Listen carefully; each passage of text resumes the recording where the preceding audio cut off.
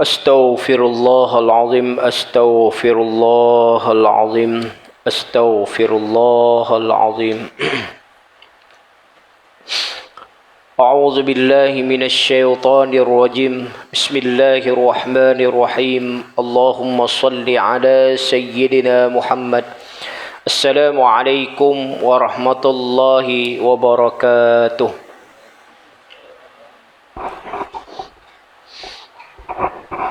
Alhamdulillahil qail Qul yatawaffakum malakul mauti alladhi wukkila bikum thumma ila rabbikum turja'un. Sadaqallahul azim.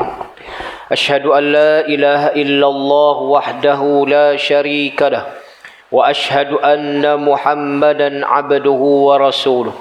Subhanaka la ilma lana illa ma 'allamtana innaka antal alimul hakim.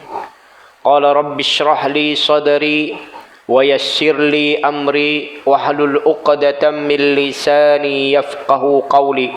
Wala haula wala quwwata illa billahil aliyyil azim. Amma ba'd.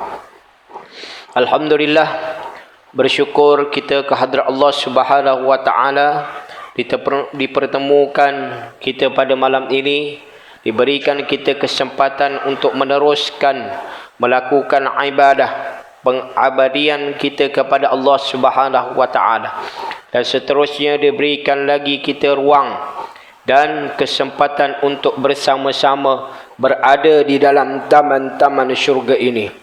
Tuan-tuan muslimin muslimat yang dirahmati Allah Subhanahu wa taala, bagi memberkati lagi pertemuan kita pada malam ini, kita buka dengan Ummul Kitab Al-Fatihah. A'udzu billahi minasyaitonir rajim. Bismillahirrahmanirrahim. Alhamdulillahi rabbil alamin. Arrahmanir rahim. Maliki yaumiddin. Iyyaka na'budu wa iyyaka nasta'in.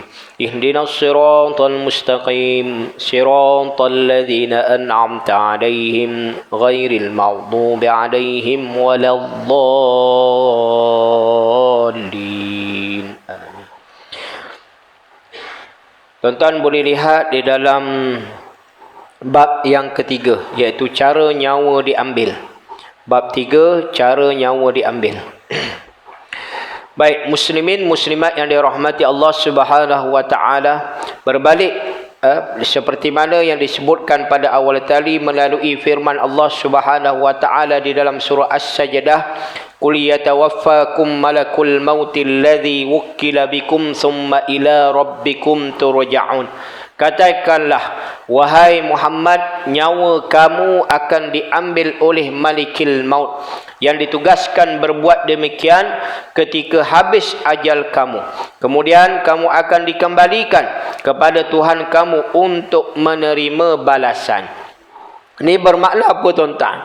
Iaitu bermakna, iaitu ajal seseorang itu tidak diketahui bila mana masanya dan waktunya, kecuali mereka itu diberikan peluang oleh Allah Subhanahu wa taala, iaitu berbakti kepada kedua ibu bapanya, ataupun mereka melakukan amal-amal soleh, tetapi ia tidak mengetahui bilakah waktu-waktunya tuan-tuan.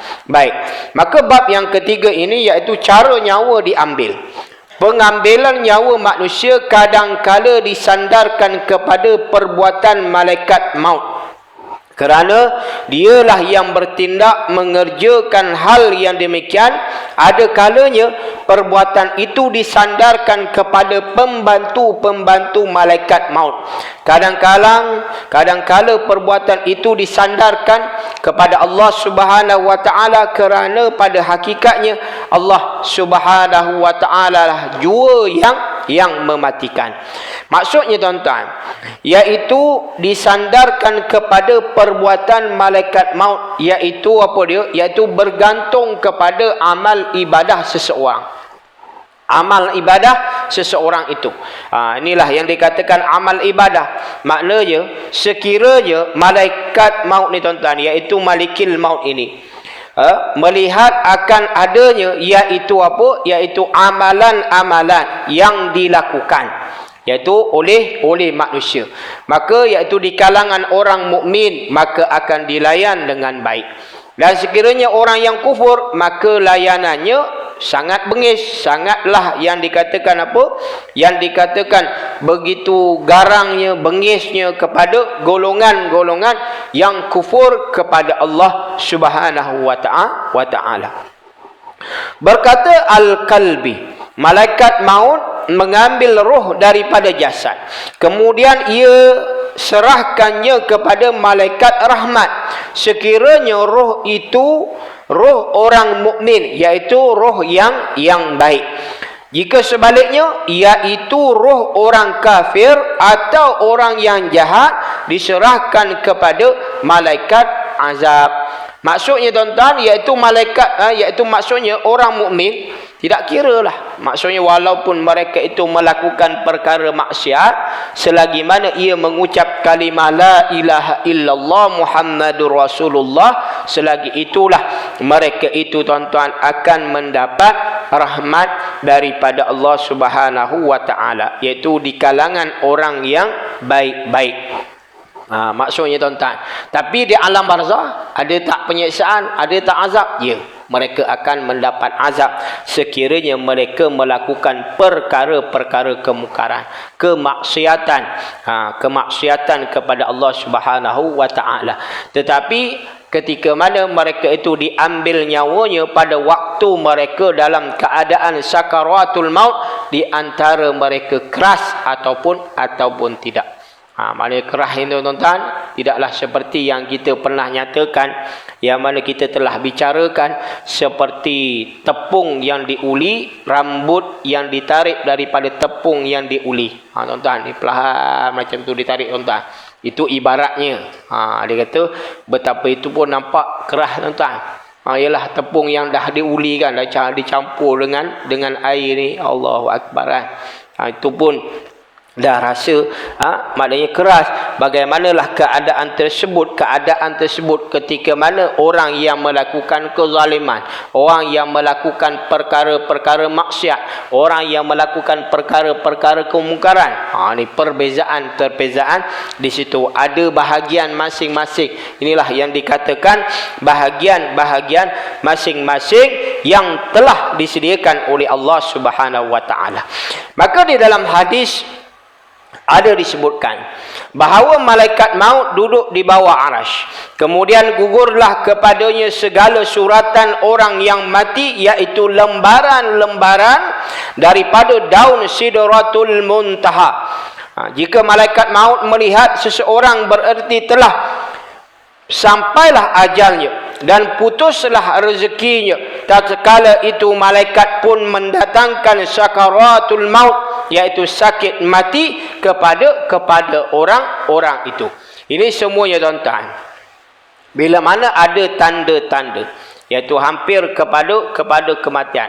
Inilah yang dikatakan tuan-tuan, iaitu tanda seseorang yang dalam keadaan hampir kepada kematian, iaitu dalam keadaan kesakitan. Ini semuanya tanda. Ini yang dikatakan pengutusan daripada, iaitu malaikat maut, iaitu utusan tersebut. Di antaranya tuan-tuan, iaitu dikatakan bahawa, iaitu apa dia, sakit, kadang-kadang sakit, kadang-kadang mereka ini tuan-tuan ada kalanya mereka ini, iaitu apa dia, diberikan apa, contohnya maknanya adanya kekurangan di dalam panca inderanya, matanya, ataupun dikatakan apa, rambutnya tuan-tuan. Semuanya ada di situlah, di antara utusan-utusan yang telah diutuskan oleh malaikat maut kepada iaitu hamba Allah Subhanahu wa ta'ala. Baik, maka dalam hadis tentang peristiwa Isra dan Mi'raj menyebutkan bahawa Nabi sallallahu alaihi wasallam bersabda, kemudian aku lalu kepada malaikat yang duduk di atas sebuah kerusi, dan tiba-tiba aku dapati seluruh dunia dan isi kandungannya berada di antara dua betisnya. Pada tangannya terdapat lembaran catatan. Dia melihat pada lembaran itu tanpa berpaling ke kanan dan ke kiri. Aku pun berkata, "Wahai Jibril, siapakah ini?" Jibril menjawab, "Inilah malaikat maut." Aku berkata, "Hai malaikat maut, bagaimana engkau mengambil nyawa semua orang yang ada di bumi, darat dan lautnya?" Lalu berkata, "Tidakkah engkau lihat dunia dan segala isinya berada di antara dua lututku?" Maksudnya tuan-tuan, betapa besar kan malaikat maut ni, iaitu berada di antara dua sisinya, iaitu duduk di lututnya tuan-tuan. "Dan semua makhluk berada antara dua mataku, dan tanganku pula dapat sampai ke timur dan ke barat. Dan apabila tamat ajal seseorang, maka aku pun memerhatikan kepadanya. Apabila aku perhatikan dia, tahulah segala malaikat yang membantuku bahawa orang itu akan diambil nyawanya." Lalu mereka pun menampar orang itu dengan sungguh-sungguh untuk menanggalkan rohnya. Apabila rohnya sampai ke halkum, maka aku pun tahu, dan tiada sesuatu pun daripada pekerjaan mereka, iaitu malaikat, itu lakukan tersembunyi daripada pengetahuanku. Kemudian aku capai tanganku kepadanya, dan aku tanggalkan dia daripada tubuhnya, dan aku ambil nyawanya. Inilah dikatakan bahawa iaitu tugas, iaitu malaikat maut. Iaitu maknanya tuan-tuan, bila mana disebutkan di sini, iaitu apa dia? Betapa besarnya. Maknanya tuan-tuan, kita pun tidak boleh nak membayangkan, iaitu kecilnya bumi ni tuan-tuan, dan betapa ramainya manusia, iaitu di bumi Allah Subhanahu Wa Taala ni tuan-tuan. Di atas siapa? Di atas lututnya saja. Kecilnya bumi ni tuan. Allahu Akbar kan. Maknanya tuan-tuan, ini dikatakan iaitu di antara tugas-tugas, iaitu malaikat maut untuk mencabut nyawa seseorang.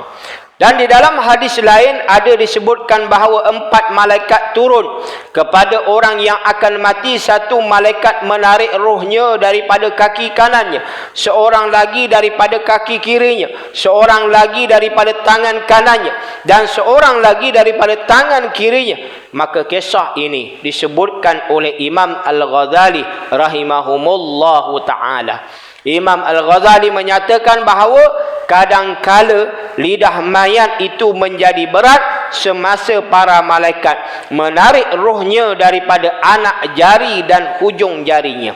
Dalam pada itu rohnya keluar seperti keluarnya titisan air dari tempat minuman.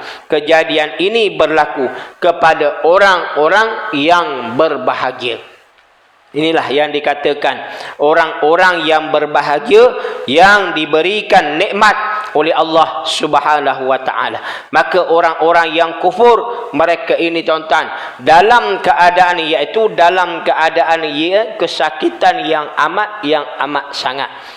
Walaupun mereka ni tuan-tuan minta peluang kepada Allah Subhanahu Wa Taala, maka ketika itu tidak ada peluanglah mereka, kerana mereka ini tidak berusaha dan tidak berikhtiar untuk kembali kepada Allah Subhanahu Wa Taala.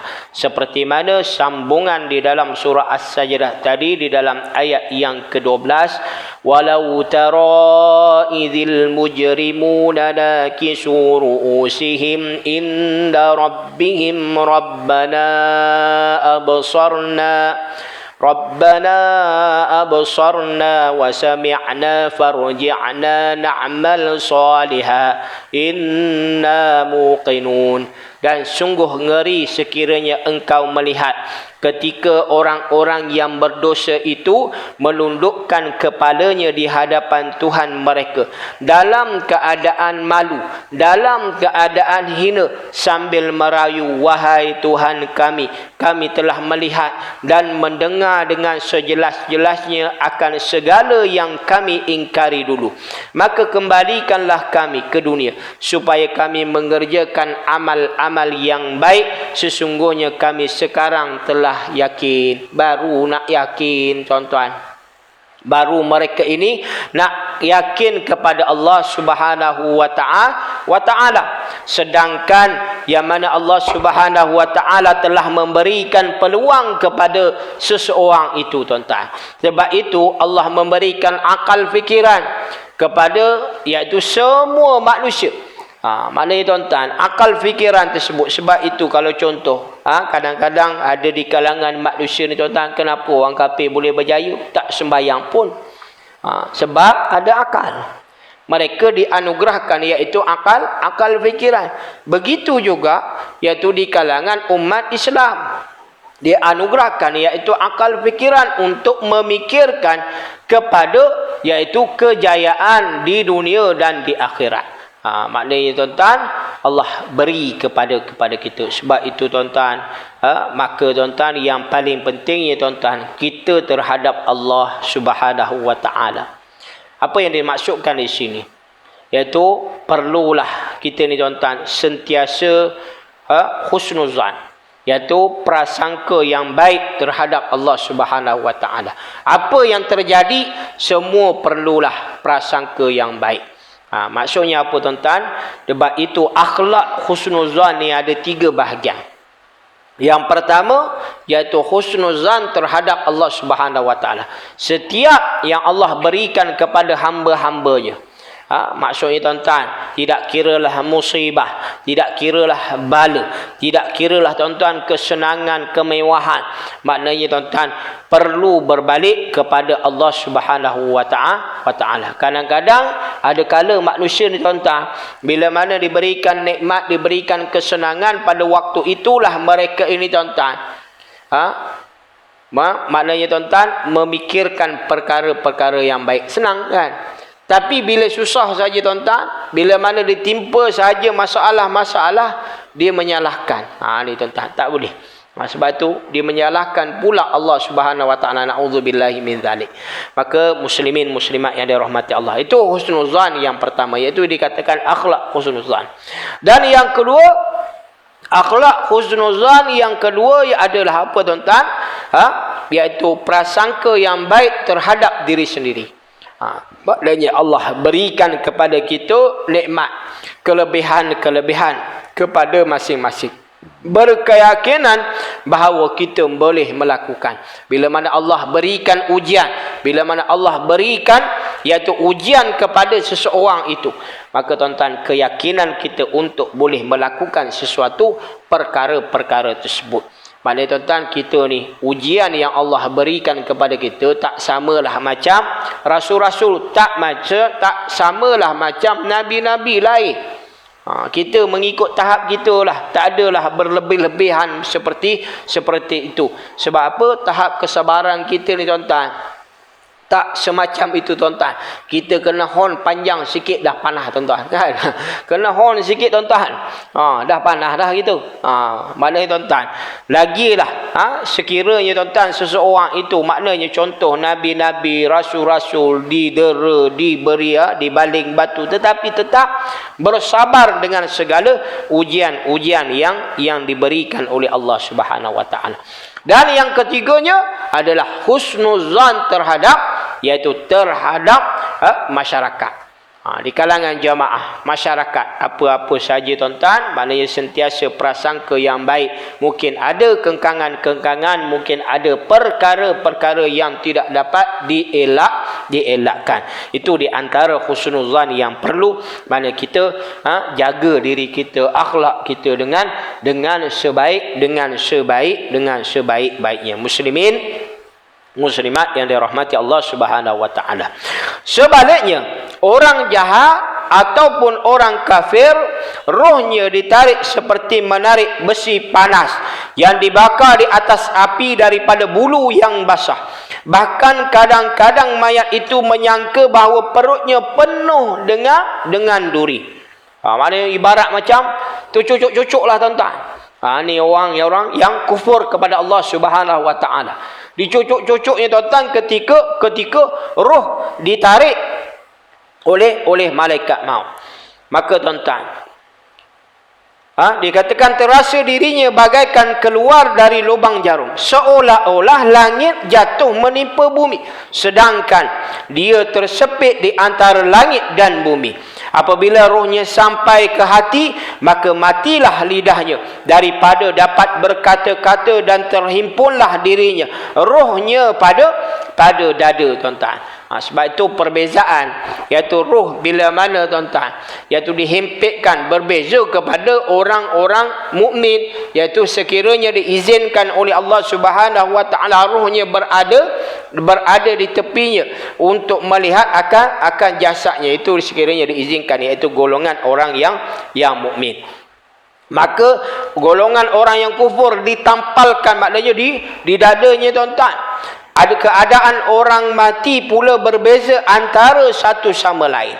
Ada orang yang ditikam oleh malaikat bagaikan seekor belalang yang ditikam dengan lembing yang ditaruh racun berbisa daripada api, sedangkan di dalam rupa seorang manusia. Kemudian dia diserahkan kepada malaikat Zabaniyah, iaitu malaikat azab. Inilah yang dikatakan malaikat Zabaniyah ni, tuan-tuan. Bal yad'u nadiyah sanad'u Zabaniyah. Ni, tuan-tuan, iaitu malaikat Zabaniyah.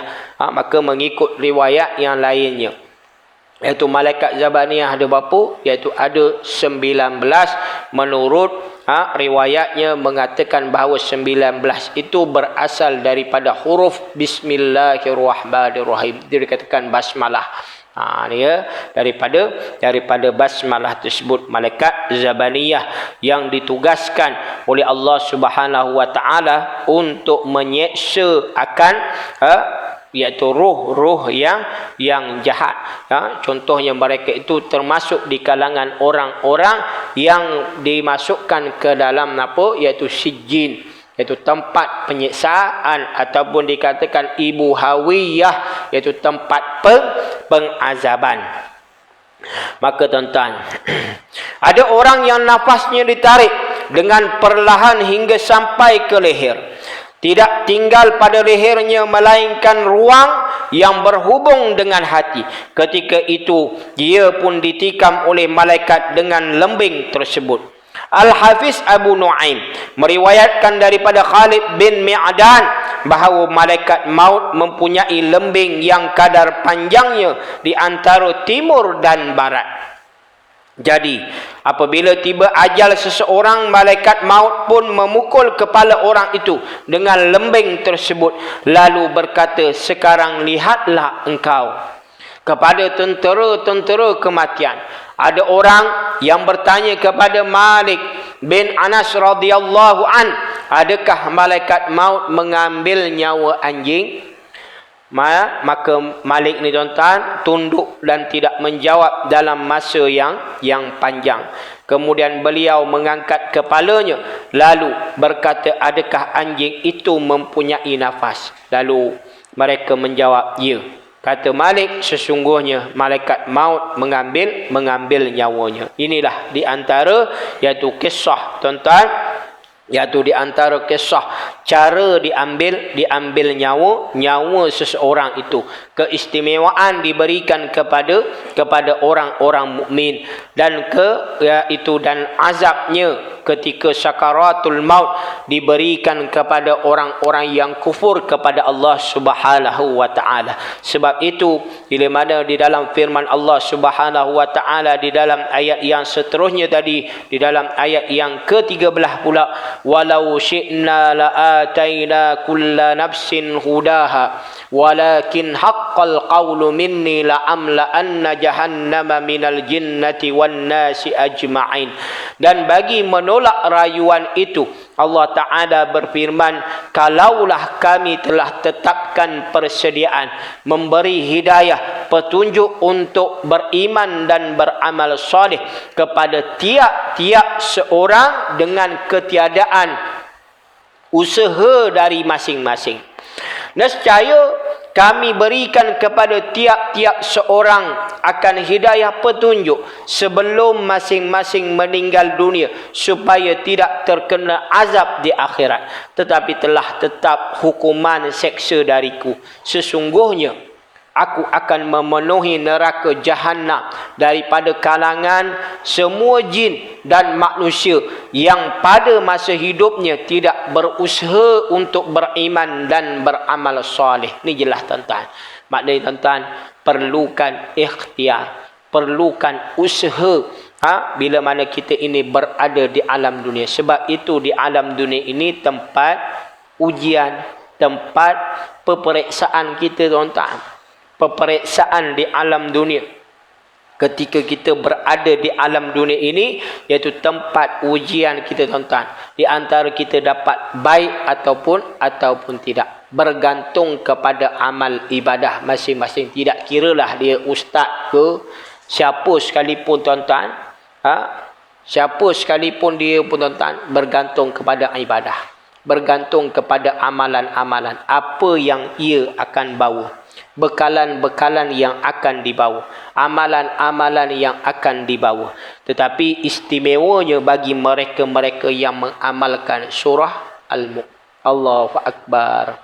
Tuan-tuan, tuan-tuan, orang yang mengamalkan surah Al-Mulk di dalam satu kisah ni tuan-tuan, seorang hamba Allah yang mengamalkan surah Al-Mulk ni tuan-tuan, dia tak tahu surah lain, dia tak tahu baca lain, tapi dia tahu baca surah Al-Mulk saja. Nah ni istimewa tuan-tuan. Dia tahu bahawa seseorang yang mengamalkan surah Al-Mulk tuan-tuan, mereka ini pelepasan daripada azab kubur. Sedia maklum tuan-tuan. Kan? Pelepasan daripada azab kubur. Seorang hamba Allah ni tuan-tuan, bila mana berlaku kematian kepadanya tuan-tuan, bila mana dikuburkan sahaja, dimasukkan ke dalam liang lahat, maka tuan-tuan, datanglah malaikat Munkar dan Nakir. Dan ketika itu bila mana datang malaikat Munkar dan Nakir untuk melakukan azab ni tuan-tuan, untuk melakukan soal jawab, ujian di situ tuan-tuan. Dan pada waktu itu bertaburlah iaitu surah Al-Mulk di atas mukanya, di atas tubuh badannya. Lalu surah Al-Mulk ni tuan-tuan bertanya kepada siapa? Bertanya kepada malaikat Munkar dan Nakir, adakah kamu ingin menyeksa mayat ini? Maka tuan-tuan, malaikat Munkar dan Nakir mengatakan, iya, aku datang ini untuk menjalankan tugasku dan amanahku. Lalu lalu surah Al-Mulk pun mengatakan bahawa sebelum kamu menjalankan tugas kamu, sebelum kamu menjalankan amanah kamu, kamu lihat sendiri bahawa hamba Allah ini di dalam rongga-rongganya terdapat kalimah-kalimah Allah Subhanahu wa taala. Aku tidak mengizinkan untuk kamu itu melakukan pengazaban terhadap hamba ini. Lalu tuan-tuan, malaikat Munkar dan Nakir pun mengatakan bahawa sesungguhnya aku ini ingin menjalankan tugasku. Lalu kalau sekiranya begitu kamu menghalang aku, kamu pergilah bertemu dengan Allah Subhanahu wa taala. Maka tuan-tuan, surah Al-Mulk ni pergi tuan-tuan, bertemu dengan Allah Subhanahu wa taala. Lalu dikatakan kepada Allah Subhanahu wa taala, ya Allah, ya Tuhanku, adakah kamu ini ingin menyeksa hamba Allah ini? Sesungguhnya bahawa mereka ini ia ini adalah iaitu di dalam rongga-rongganya terdapat iaitu kitabullah, terdapatnya iaitu ayat-ayat suci Allah Subhanahu wa taala. Maka tuan-tuan, Allah kata apa tuan? Ini dialog anak lah tuan.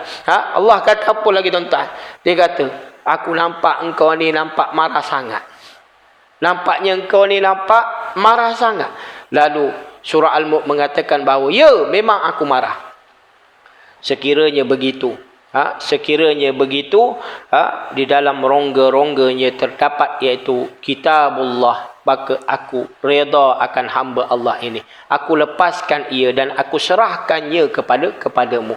Allahu Akbar. Jadi katakan istimewa. Istimewanya orang-orang yang mana tuan-tuan? Iaitu di kalangan orang-orang yang mengamalkan surah Al-Mulk tuan-tuan. Sebab itu muslimin muslimat yang dirahmati Allah, peluang bila mana kita ini melakukan iaitu membaca surah Al-Mulk. Maka tuan-tuan, ini orang yang hanya membaca surah Al-Mulk, dia tahu surah Al-Mulk saja tuan-tuan. Surah lain dia tak tahu. Maka kita yang duduk dalam ni tuan-tuan, alhamdulillah, semua tahu baca surah Al-Mulk sebelum tidur. Ini yang dilakukan oleh Nabi sallallahu alaihi wasallam, menjadi sunnah. Mana sunnah kepada kita untuk melakukan iaitu bacaan surah Al-Mulk ni tuan-tuan. Istimewa. Sebab itu disebutkan iaitu pelepasan daripada azab kubur. Maka tuan-tuan istimewa. Kalau contoh mereka itu ada melakukan kesalahan-kesalahan, mungkin dikatakan tuan-tuan iaitu keampunan daripada Allah Subhanahu wa taala tuan-tuan. Tapi kalau contoh melakukan kesalahan terhadap manusia, ni tuan-tuan dengan manusia lah. Perlulah bermaaf-maafan. Sebab itu tuan-tuan, kita kena muhasabah diri kita.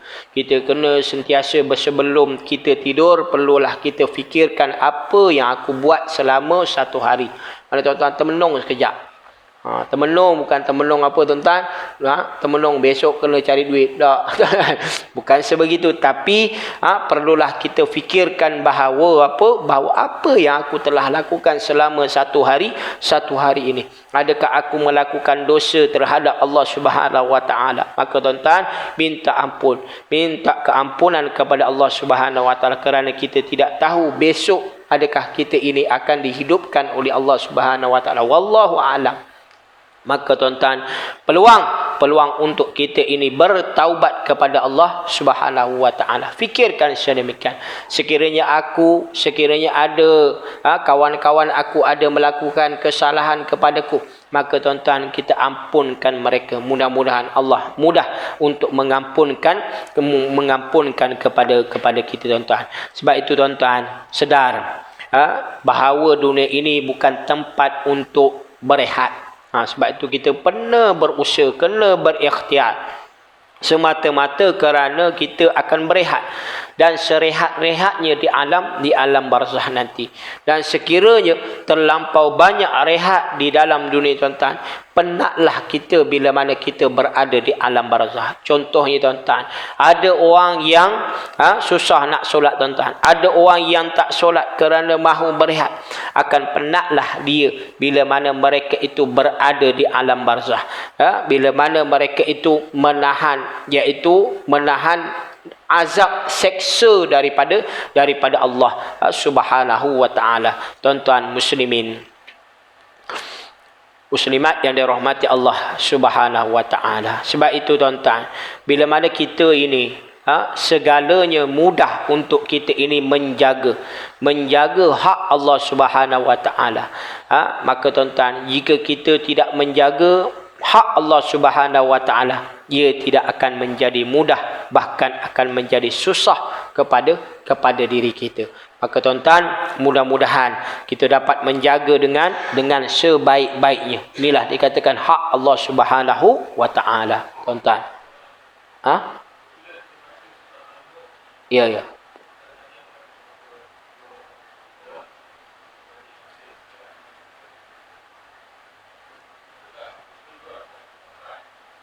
Pelepasan. Okey, baik. Okey, sekiranya kita sedekahkan, maksudnya sedekahkan iaitu pahala-pahala. Ini maksudnya pahala dari sudut bacaan. Ini dikatakan.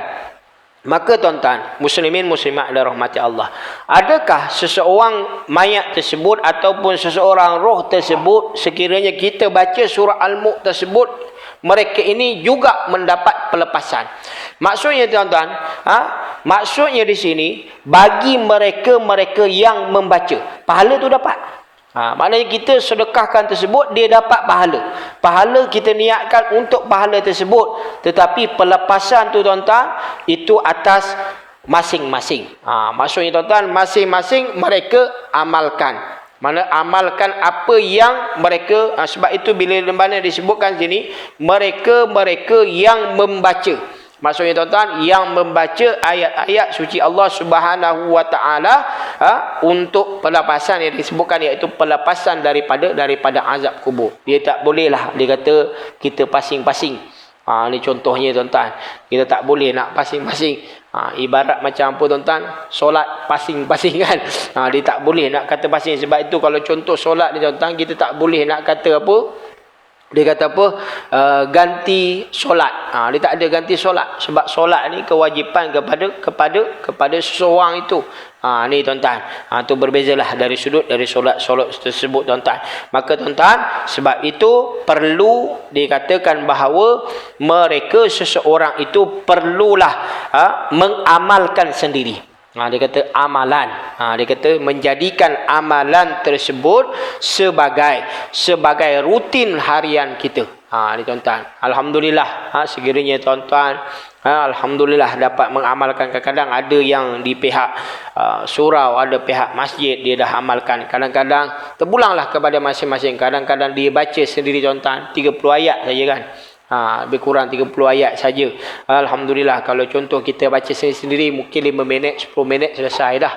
Lagilah mereka-mereka yang sudah menghafaz dikatakan ayat surah Al-Mulk tersebut. Maka tuan-tuan jelaslah di sini tuan-tuan, maka perlu usaha dan ikhtiar sendiri untuk mengamalkan surah tersebut. Baik muslimat yang dirahmati Allah. Maka tuan-tuan, iaitu berkenaan tentang satu kisah, iaitu Sayyidina Abbas dan Sayyidina Umar Al-Khattab radhiyallahu an. Apa yang disebutkan di sini iaitu mafhumnya tuan-tuan, iaitu Imam Ahmad Az-Zuhdi dan Ibnu Sa'ad dan Atiq menuturkan riwayat daripada Abbas ibnu Abdul Muttalib radhiyallahu an. Dia berkata, Umar ibnu Al-Khattab radhiyallahu an ialah teman dekatku. Sepeninggalanku selama setahun penuh, aku terus berdoa agar diperlihatkan pada mimpiku. Maka akhirnya aku berhasil melihat melalui mimpiku setelah setahun penuh.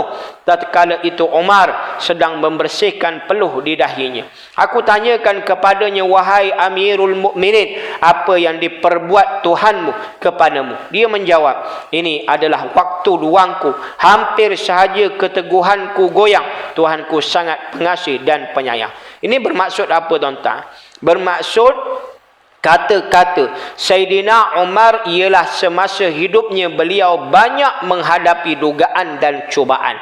Kepenatan yang dirasainya ketika hidup itu diluahkan. Kemudian beliau mengatakan bahawa untung aku mendapat Tuhan yang Maha Pengasih dan Penyayang. Dan bila mana aku meninggal dunia, aku dapati semua kepenatan itu berbaloi dengan setiap amalan yang aku kerjakan di atas muka bumi ini. Maknanya tuan-tuan, berpenat-penat kita mengamalkan, berpenat-penat kita melakukan ibadah kepada Allah, maka bersenang-senanglah seseorang itu bila mana mereka itu berada di alam barzah tuan-tuan. Sebab itu muslimat yang dirahmati Allah Subhanahu wa taala. Sebab itu bila mana disebutkan tadi di dalam ayat yang ke-13, maka sesungguhnya Allah kata apa? Maka sesungguhnya aku akan memenuhi neraka Jahannam dengan semua jin dan manusia kecuali yang ada pada masa hidupnya. Mereka itu tuan-tuan tidak berusaha untuk beriman dan tidak beramal soleh. Ini tempat kita. Ujian tempat kita tuan-tuan. Sebab itu setiap apa yang kita lakukan perkara-perkara kebaikan, ambil peluang-peluang.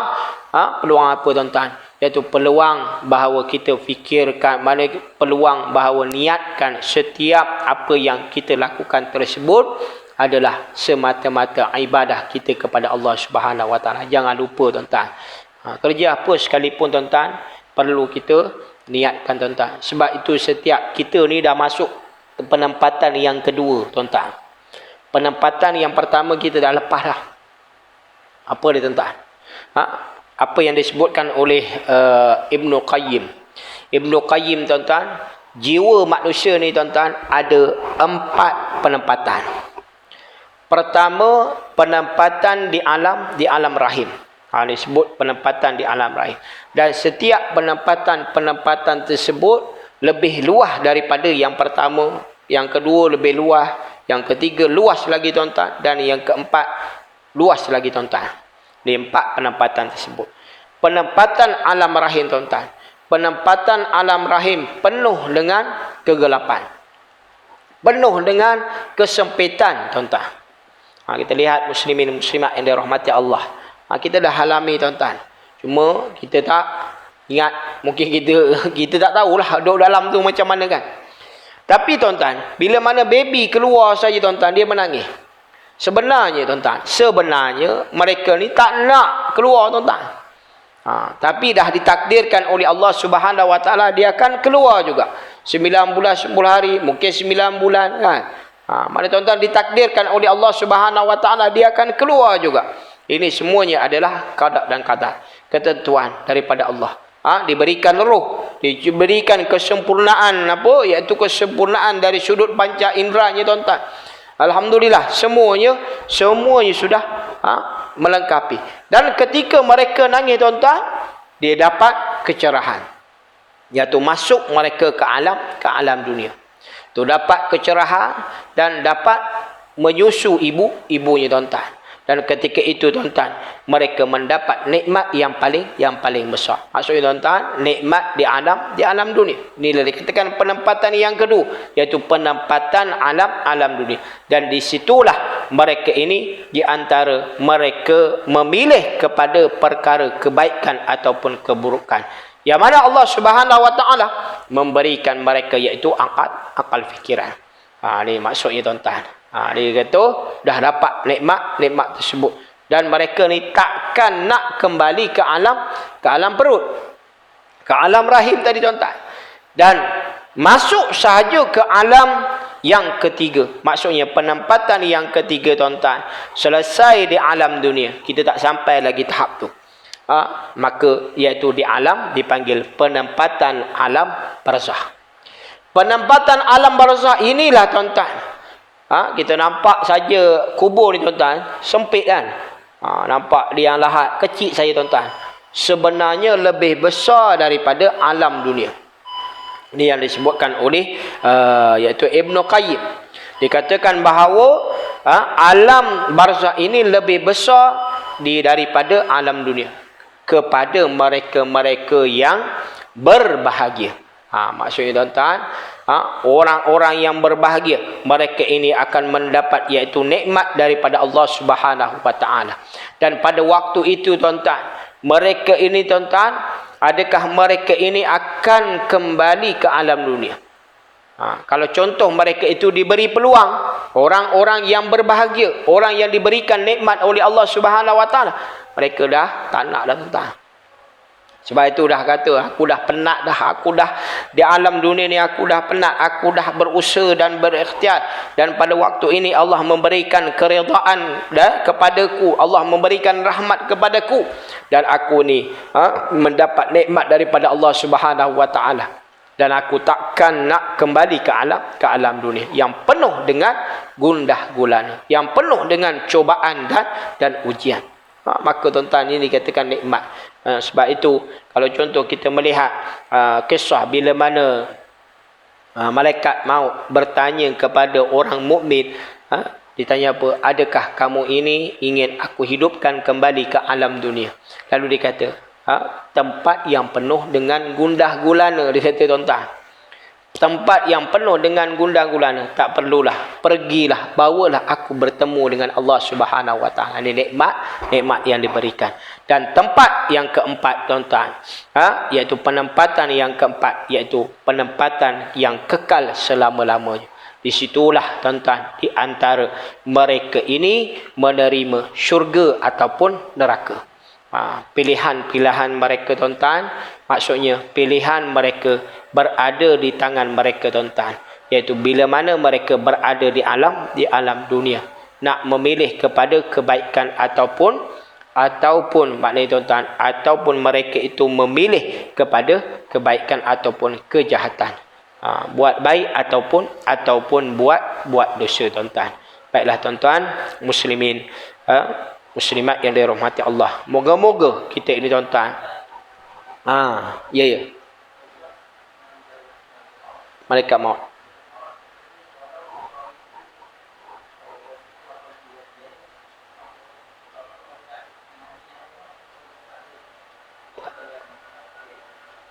maksudnya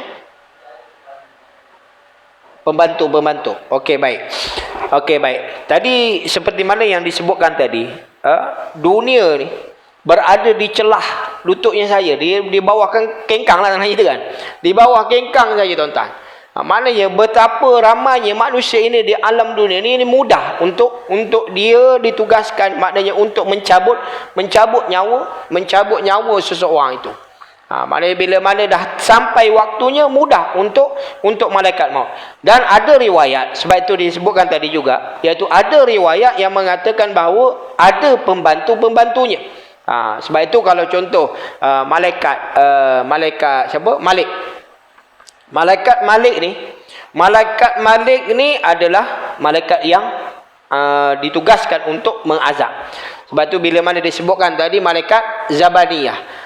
Ni maksudnya malaikat Zabaniyah itu adalah iaitu malaikat yang ditugaskan untuk mengazab mereka-mereka yang berada di alam barzakh sana. Di alam barzakh di situ tuan-tuan. Dan bila mana disebutkan tadi iaitu 19 daripada huruf mengikut daripada riwayatnya, iaitu daripada huruf basmalah, itu adalah malaikat Zabaniyah dan diketuai oleh malaikat Malik. Ini jelas tuan-tuan.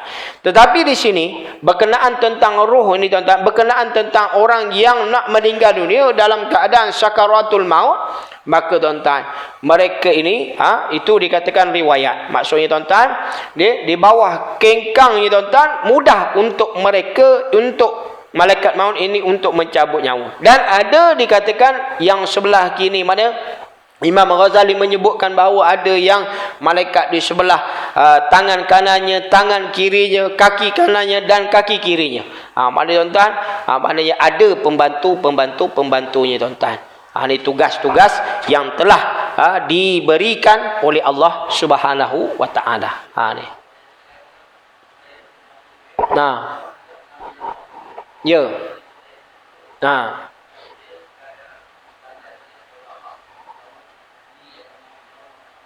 Ya. Okey, baik. Okey, maksudnya di situ dalam ayat tersebut, okey, Allah sendiri yang akan mengambil nyawanya, maksudnya di sini dengan izin. Sebab itu dia kata dengan izin. Sekiranya malaikat maut nak mengambil nyawa seseorang itu tanpa izin, Allah tak bagi. Maknanya kalau contohnya Allah tak beri, belum sampai waktunya, Allah takkan maknanya mengizinkan untuk mencabut nyawa seseorang. Dan sekiranya diizinkan, barulah dikata dengan itu, maksud sebenarnya dikatakan dengan izin Allah Subhanahu wa taala untuk mengambil nyawa seseorang. Bukanlah dikatakan maksudnya Allah yang mengambil nyawa tersebut. Memanglah dalam ayat tersebut dikatakan bahawa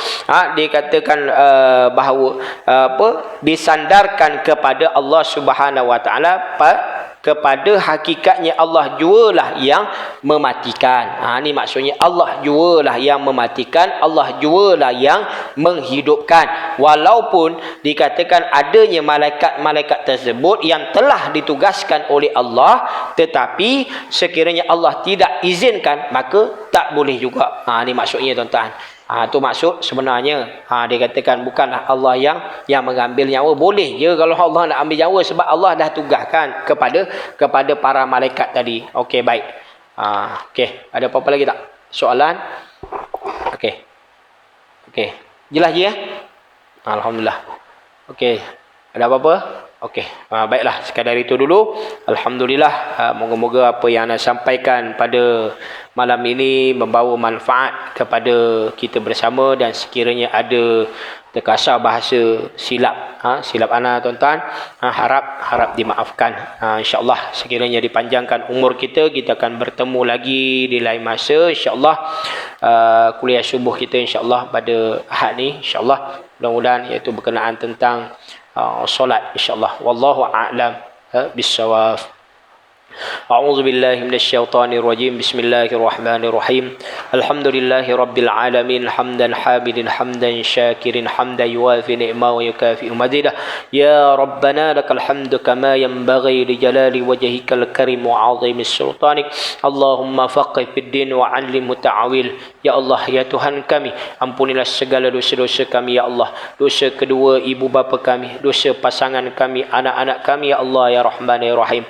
Berkatilah pertemuan kami pada malam ini ya Allah. Berikanlah kami kefahaman dalam mempelajari agamamu, kerana ianya akan menjadi penjaga kami di alam dunia ini, kerana ianya akan menjadi peneman kami di alam barzakh sana, kerana ianya akan menjadi bekalan kami di akhirat sana ya Allah. Ya Hayyu ya Qayyum ya Zal Jalali wal Ikram. Allahumma khtim lana bi husnil khatimah wa la takhtim alaina ya Allah bi su'il khatimah. Rabbana atina fid dunya hasanah wa fil akhirati hasanah wa qina azaban nar. Wa sallallahu ala sayyidina Muhammadin النبي الأميين وعلى آله وصحبه وبارك وسلم والحمد لله رب العالمين. السلام عليكم ورحمة الله وبركاته.